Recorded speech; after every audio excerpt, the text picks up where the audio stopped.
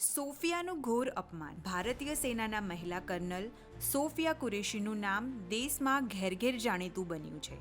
ભારતીય સેનાના આ મહિલા અધિકારીએ ઓપરેશન સિંદૂર હેઠળ ભારતની સેનાએ પાકિસ્તાન સામે કરેલી કાર્યવાહીની 4 દિવસ સુધી પ્રેસ માધ્યમથી દેશને માહિતગાર કર્યા હતા અને વડાપ્રધાન મોદીના નારી શક્તિના ખૂબ વખાણ પણ થયા હતા. પરંતુ તેમની પાર્ટીના મધ્યપ્રદેશની સરકારના એક મંત્રી વિજય શાહે અતિ ઉત્સાહમાં આવીને કર્નલ સોફિયાને પહેલગામના આતંકીઓની બહેન ગણાવી માત્ર તેમનું જ નહીં પણ સમસ્ત ભારતીય સેનાનું જે ઘોર અપમાન કર્યું તેની ચારેકોર ટીકા થાય તે સ્વાભાવિક છે.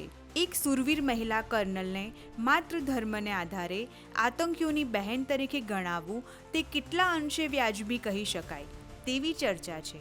ત્યારે મંત્રી વિજય શાહ સામે પાર્ટી દ્વારા યોગ્ય કાર્યવાહી કરીને કર્નલ સોફિયાને ન્યાય આપવો જોઈએ.